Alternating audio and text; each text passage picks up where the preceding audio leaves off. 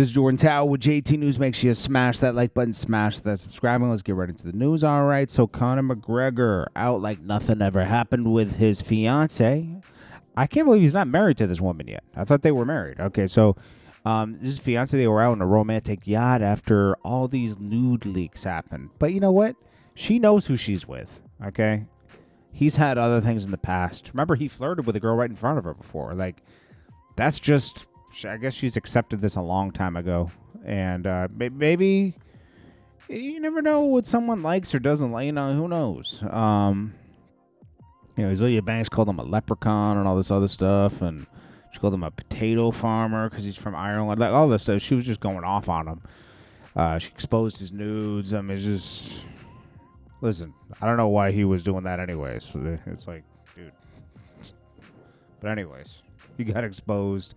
But he didn't really do anything, so it is what it is.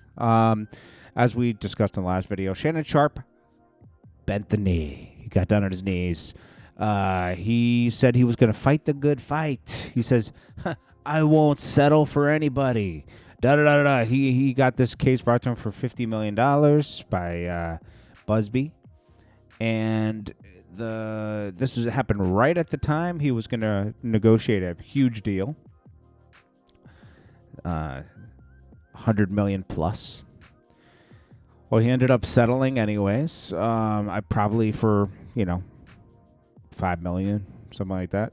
But because Busby needs to get his piece too. Busby only takes these cases on if he's getting 50%. All right, so.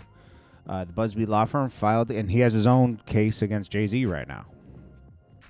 Remember, Jay-Z's taking him to court. So, Busby firm filed a complaint in Nevada, making several allegations against Shannon Sharpe on behalf of the client.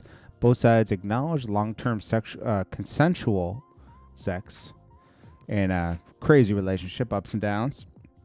After protracted respectful negotiations, they announced they have reached a mutual agreed resolution.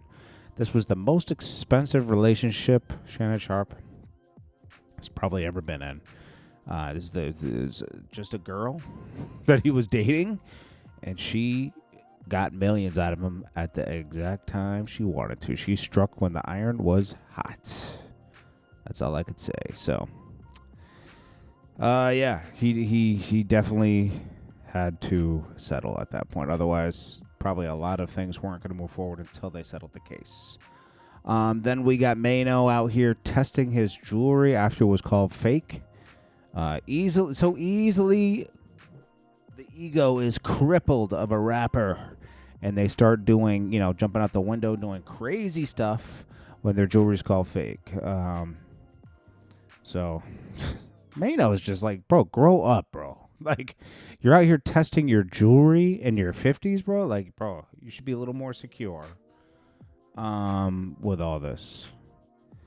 Then we got Jim Jones reacting to Dame Dash going through his financial woes. He says, I don't wish bad upon anybody, but part of him is giddy about it.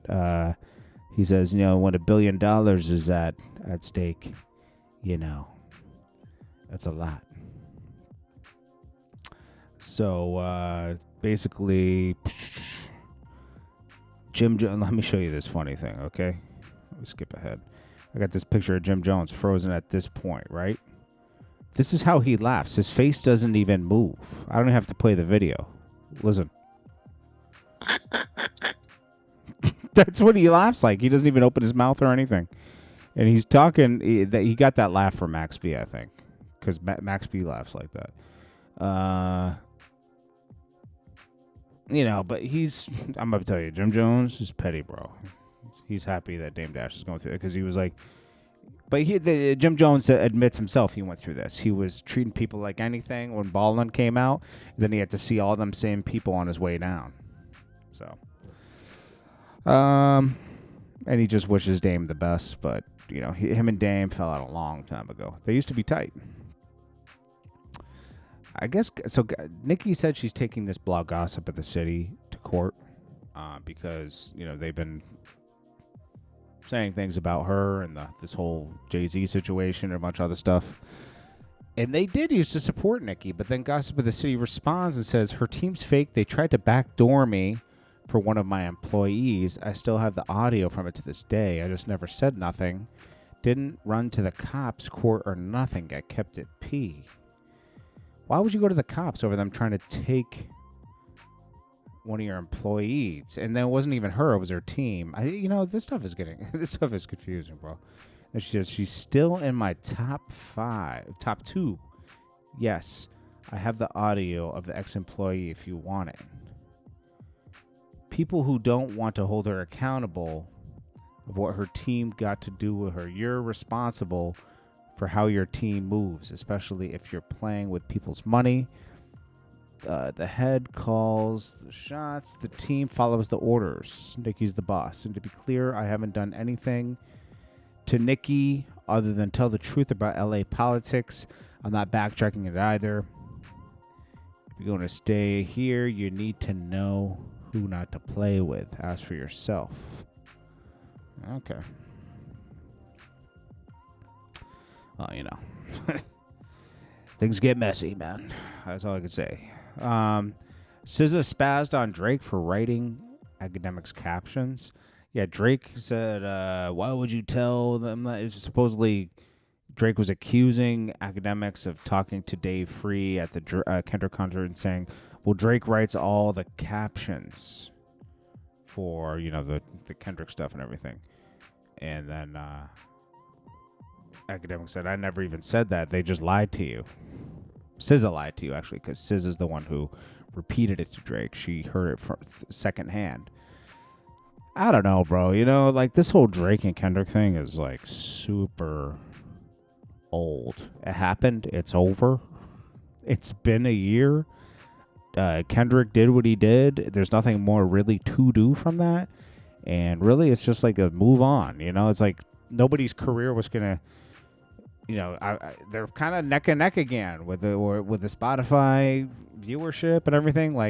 These two guys are two guys in the top tier of rappers that are out. They weren't going to ruin each other's careers. Just somebody was going to win and somebody was going to lose and somebody was going to take a hit. Drake took a hit, but it is what it is. Adin Ross is taking a complex to court because the way they worded something. Kai was talking about Adin's manager and how he used the N-word one time on the phone, and it was offending to him. It offended him. But the way they worded it made it look like Adin Ross said it. So, and Adin Ross keeps lawyers on deck, so he's taking them to court. It is what it is. Now, this is rapper Cash Out from Atlanta. And he got found guilty on pretty much all of his counts. He's done, bro. They got him for trafficking and a bunch of other stuff. And if you don't have a lot of money to fight the case like Diddy. We, the jury, find the defendant guilty. We, the jury, unanimously agree that at least one defendant committed at least one overt act. Yes. Count 2, trafficking a person for sexual servitude. We find the defendant not guilty. Count 10, rape. We find the defendant guilty. Count 12, aggravated sodomy. We, the jury, find the defendant guilty. Count 14, trafficking a person for sexual servitude.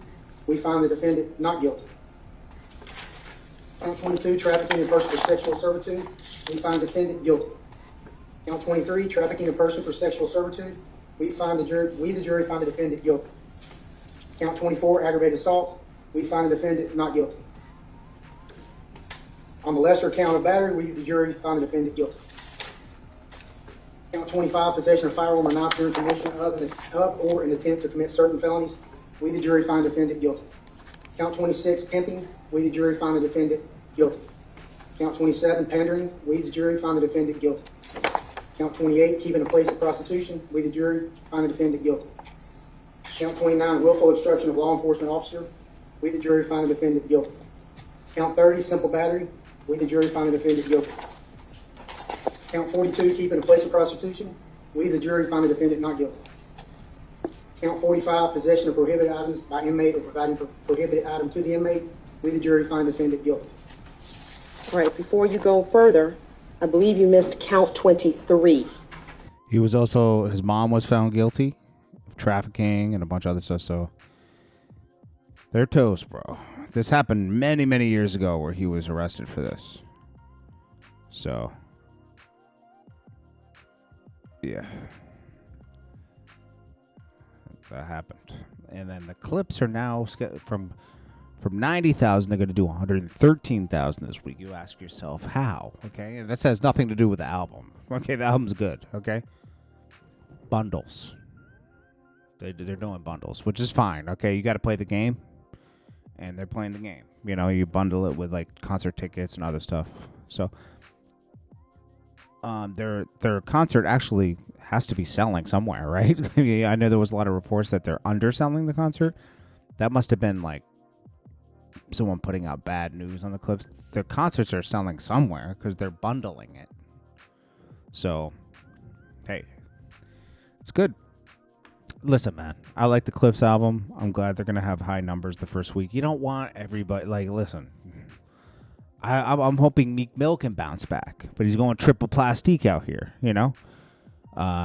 Plus, he's not making the same music. The Clipse are at least making the same music. I mean, come on, you know, it's good, you know?